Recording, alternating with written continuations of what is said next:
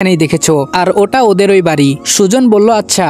আমি বললাম হুম, ও IPS officer. রাজন বলল ইয়েস স্যার, তবে এরা সিক্রেট ভাবে কাজ করে, বিশেষ কিছু মানুষ ছাড়া আর বেশি কেউ এদের চিনে না। আমি বললাম এবার বুঝতে পারছি বাড়ির কেউ কেন জানে না, সবকিছুই পরিষ্কার হতে চলেছে। সুজন বলল এই কেসের সাথে এই মেয়ের কি সম্পর্ক? আমি বললাম আছে আছে। রাজন তুমি এখন আসতে পারো, সাবধানে থেকো কেমন? রাজন বলল ওকে স্যার। বলেই রাজন এখান থেকে চলে যায়, আর আমি সুজনকে নিয়ে চলে আসি রাতুলদের ফ্ল্যাটে। রাস্তায় আসতে আসতে খুলে বলি এই কেসের সাথে ইসির সম্পর্ক কি। এখানে এসে আমি ওদের সাথে কিছু প্ল্যান করে নিলাম, প্ল্যান আপনারা জানতে পারবেন পরে। রাতুল বলল আপনি চাকরি ছেড়ে দিলে আমরা কি সেখানেই থাকবো? আমি বললাম আপাতত থাকবে। নীরব বলল আচ্ছা ঠিক আছে, তবে স্যার। আমি বললাম কোনো কিন্তু নয়, যা বলছি তাই হবে। ওরা সবাই একসাথে বলে ওকে স্যার। ওদের সাথে আরো কিছুক্ষণ কথাবার্তা বলার পর আমরা দুজনেই চলে আসি বাড়িতে। আমি ভেতরে ঢুকছি, তখন বাবা পেছন থেকে ডাক দিলেন। আমি বললাম জি আঙ্কেল।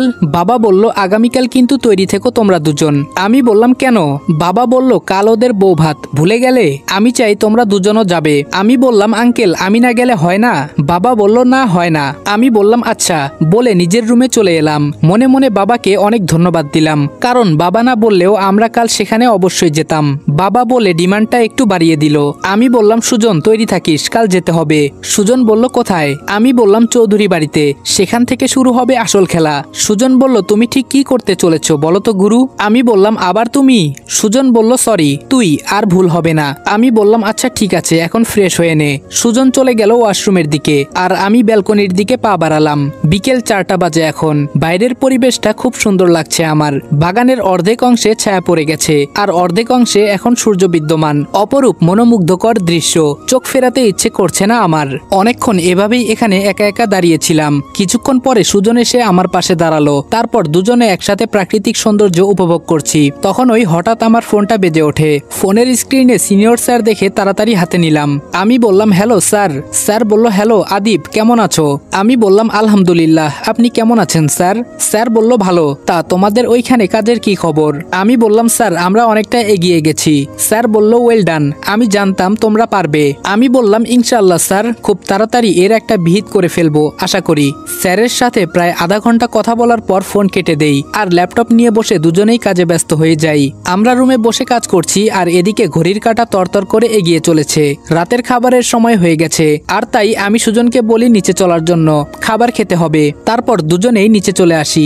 আমরা আসার পর এক এক করে সবাই আসে। সুজন বসেছিল ভাইয়ার পাশের চেয়ারে। হঠাৎ ওর ফোন চলে আসায় উঠে কিছুটা দূরে চলে যায় কথা বলতে বলতে।